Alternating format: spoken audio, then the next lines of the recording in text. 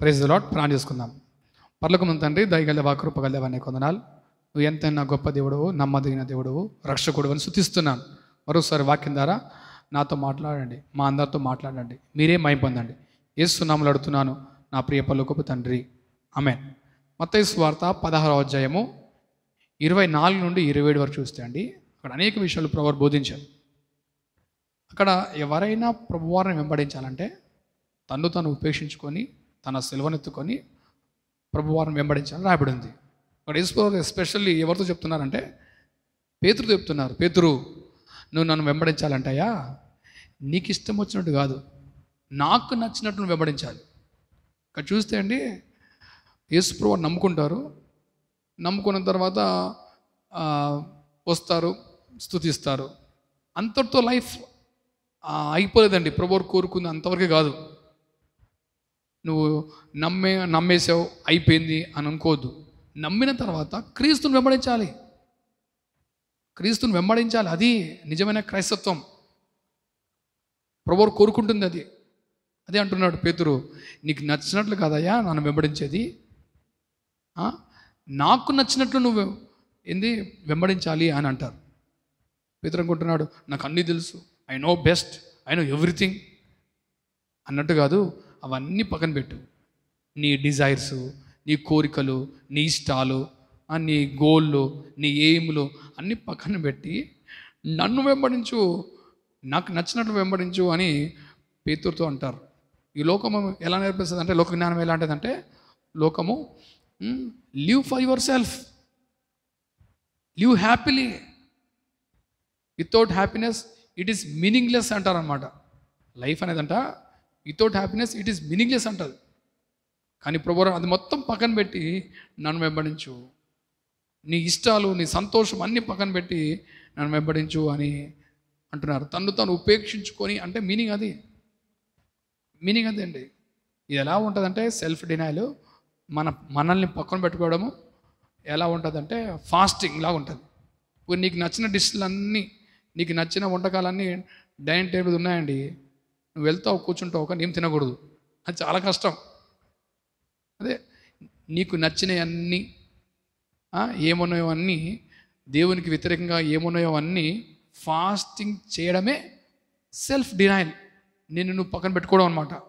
అది ముందు బాగా ఉంటుంది, కానీ కొన్ని దినాల తర్వాత అది నిజమైన సంతోషం బయటకు వస్తుందండి, నిజమైన ఆనందం.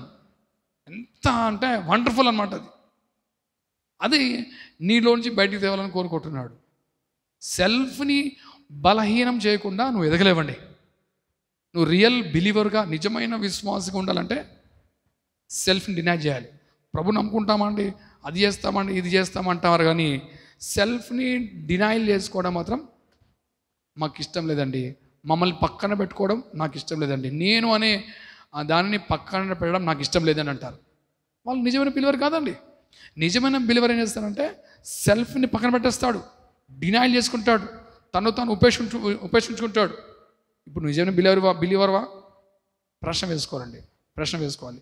అటు చూస్తే రోమన్ సోల్జర్స్ రోమ ప్రభుత్వానికి వ్యతిరేకంగా ఎవరైనా ప్రవర్తిస్తే వారికి సిలువేస్తారండి. సిలువను వారి మీద మోపి గల్లి గల్లి తిప్పుతారు. ఇట్ మీన్స్ దట్ ఏంటంటే, ఈ వ్యక్తి మమ్మల్ని వ్యతిరేకించాడు, ఇప్పుడు మా ఆధీనంలో ఉన్నాడు, మాకు సరెండర్ అయిపోయాడు అని ప్రజలందరూ కనపరుస్తూ తీసుకెళ్తారనమాట. ఆ వ్యక్తి సిలువ మోస్తున్న వ్యక్తి, ఈ గల్లికి రాను సార్, ఈ గల్లికి వెళ్తాను, ఇక్కడ ఆగుతాను, కూర్చుంటాను అనడానికి ఏ హక్కులు ఉండవండి. పూర్తిగా రోమ ప్రభుత్వానికి స్వాధీనైపోతాడు. అటు రీతిగా నువ్వు పూర్తిగా ప్రభు అయిన యేసు వారికి స్వాధీనమైపోవాలి, పూర్తిగా ఆయనకి సరెండర్ అయిపోవాలి. నీ కోరికలు, నీ ఇష్టాలు, నీ హ్యాపీనెస్ అన్నీ పక్కన పెట్టేసి, ప్రభువా నువ్వు ఏం చెప్తే అది అన్నట్టు మనము నిజంగా అలా ఉపేక్షించుకుంటే ఎలా మారుతుందంటే, కొన్ని దినాల తర్వాత పాపం అంటేనే అసహ్యం పడుతుంది. పాపం జోలికి వెళ్ళబుద్ది కాదు. పాపం అంటే దూరంగా పారిపోతావు, పాపం ముట్టుకోవడానికి భయపడతావు, పాపం మాటలు మాడడానికే, తలాంచడానికే భయపడతావు.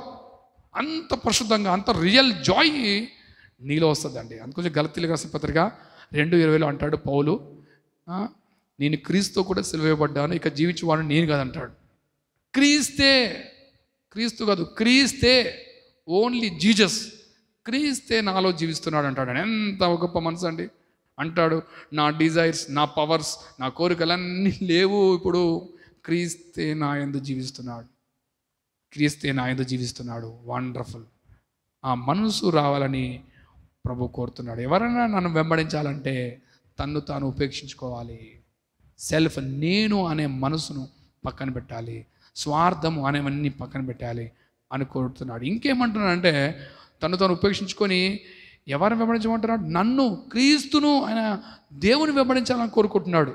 సెల్ఫ్ని కాదు, నీ ఇష్టాలని వెంబడించడం కాదు, నీ మార్గంలో వెళ్ళడం కాదు, ఆయన మార్గం నడవాలి. నిజంగా చూస్తే ఒక లోకపు మార్గాలు ఎలా ఉంటాయంటే, పవర్స్, నాకు అధికారం కావాలి, నాకు ఫన్ కావాలి, నాకు సంతోషం కావాలి, నాకు అది కావాలి, ఇది కావాలి అని లోకపు మార్గాలు ఉంటాయి. కానీ దేవుని మార్గం అలా ఉండదండి. దేవుని మార్గము కెరటాల మీద నడిచినట్టు ఉంటుంది. దేవుని మార్గము ముళ్ళ మీద నడిచినట్టు ఉంటుంది. దేవుని మార్గము ఏంటండి? దేవుని మార్గం ఇరుకు మార్గం అండి. ప్రభువారు నడుస్తున్నప్పుడు ఎంతోమంది ప్రభువారిని హింసించారు, దూషించారు, హేళన చేశారు. కానీ ప్రభువారు అలాగ నడిచారండి.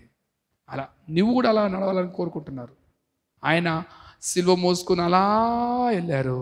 ఆయన వెనక నువ్వు అలా వెంబడిస్తూ వెళ్ళాలి. యేసు వారు సిలువ మోస్తూ అలా గోల్గొతా కొండకు వెళ్ళారు. నీవు కూడా నీ సిలువ అంటే నథింగ్ బట్ డెత్, నీ సిలువను మోసుకుంటూ అలా వెళ్ళాలి. క్రీస్తే ఇంకా ఆయన ఏమంటది?